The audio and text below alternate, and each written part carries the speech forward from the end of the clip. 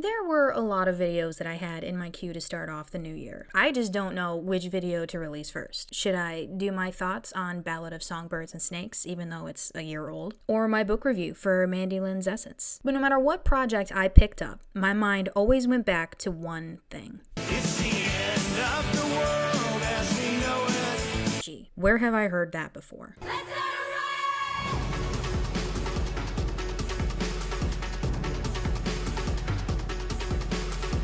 We've been through a lot as a world. I don't know about countries outside of the US. Judging from what I am seeing, I'd say the overall consensus is things stink right now. The one thing that binds us together universally throughout all of this is fear.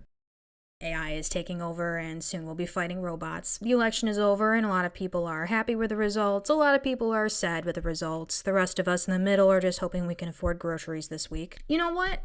I'm tired. I don't know about the rest of you, but I'm tired and frustrated. The world can't end now. I just got back on YouTube and I'm tired of hearing about it. I know you're tired of hearing about it. All I hear about online is how people are tired of hearing about it, and that's why I want to talk about it. As a writer, I have multiple hobbies. I write, I read, I drink, sometimes excessively. But you know what else I do? I think incessantly of everything that is failing in the world and all the ways that I can't fix it. But the solutions are never as simple as they're made out to be, and politics has been as divisive a tool as religion. The difference being religion is generally a war for souls, and politics is a war for people to give up their favorite holiday. But here's the kicker. We're all in the same boat. We share the same planet, the same solar system, the same sun, moon, and stars, and the same consequences for our actions. This is where our universal discord begins. Because we're on the same ship, we have people arguing which way to steer clear of the iceberg, not realizing the iceberg is actually dead center in the middle of this tug-of-war, and we're plowing straight towards it. If you're not scared like the rest of us, then you're a robot, and kindly, as a robot, stop scanning people's videos for your creepy, emotional fan art. Like, what is this? What am I looking at?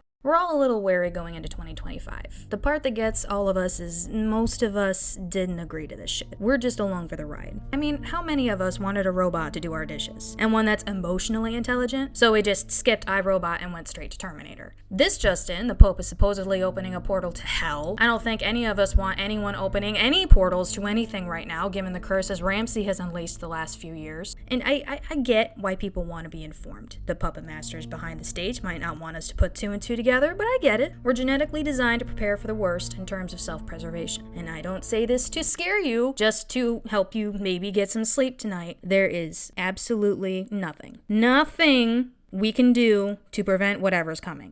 So we should just bury our heads in the sand. Maybe it's just me, and after the year that I have had, I couldn't predict for the life of my common everyman problems. You seriously expect me to try to prepare for the end of the world? I couldn't even prevent my car from breaking down. A wise man once said, when considering the future, remember that all situations unfold as they do regardless of how we feel about them. Well, actually, it was a woman's interpretation of what a wise man once said. Wouldn't want to give credit to the wrong person. Not these days.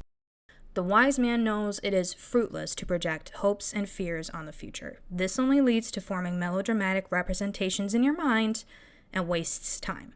I don't know about you, but I feel guilty if I'm not constantly worrying about stuff.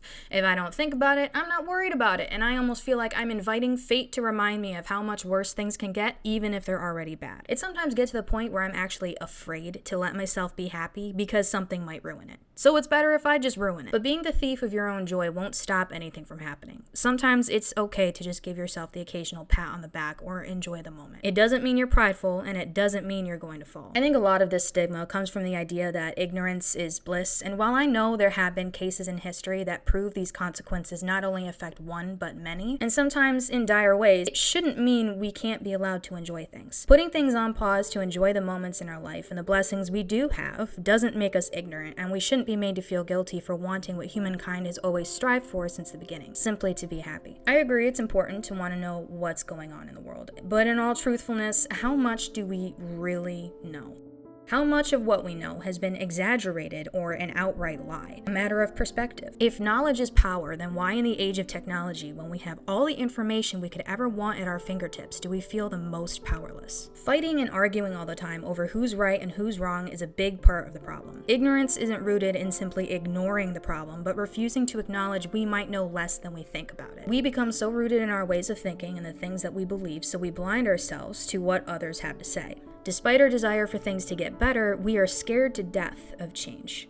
And that's due to our biology. We are self-preserving creatures first, and the thing that we desire more than working to create better circumstances is comfort, security. Predictability gives us these things. Despite all the negative, the one thing we can control is keeping expectations low because we're so used to things going bust. We feel safe in what we think we know, even if it's bad. Even if we can't do anything about it, somehow knowing about it makes us feel like we have some control, even if it is just feeding into our own delusions. But control over the mind is the greatest war that we'll ever have. And we have to fight that war with uncomfortable social situations, insecurities, personal traumas and doubts, and online media using their invasive tactics to gather data because it's the only way they can monitor and infiltrate what is going on in our heads. Epictetus also said, proper preparation for the future consists of forming good personal habits.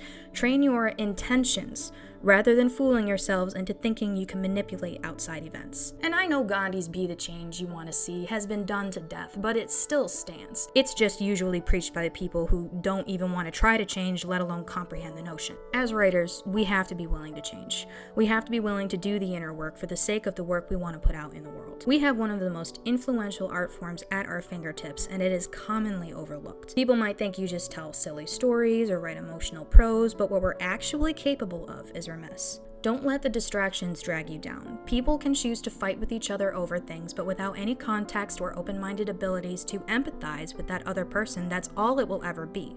Fighting. Bickering. We're all fighting to get through something, but rarely are we fighting for ways to get through that something. I think it's because most of the time the changes need to happen with us first. And I'm not going to go Al Gore on anyone right now, save the planet and all. I like Earth, okay? But telling someone they should drive an electric car instead of asking why they don't drive an electric car might just open a conversation. I live in Michigan. We had people driving Teslas sitting at the charging banks in cold temps for like 8 hours last winter. I don't have time for that. And I'm not riding my bike 3 miles in the snow because I've already been there. I did my time, okay? I contributed. This video isn't sponsored or anything, but if you have a second and you like philosophy, I do recommend The Art of Living.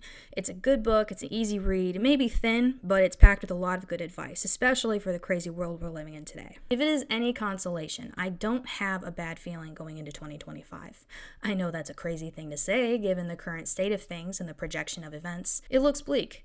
And maybe it's just having come out of 2 really bad years in my life, but it's helped change my perspective. It is better to have hope for a future, even if you can't see what's coming. It keeps us fighting for that spark that exists in all of us, and like Dylan Thomas said, we should continue to fight for that hope. It is what gives us life. It gives us purpose. It gives us a reason to be happy, and without that, we are surely doomed. And while I understand not wanting to count your chickens too soon for fear of disappointment, maybe we could do with a little less looking for holes in the basket while we're collecting eggs, because it's distracting us from doing what we're called to do, what we're working towards to try to scratch new meaning into this world and bring it back to life. We're always going to have bad things happen, and we'll never know to what extent. Even as it's happening, it could always get worse. But when it passes, because all things pass eventually, maybe we'll have learned something. We all came through the pandemic in 2020.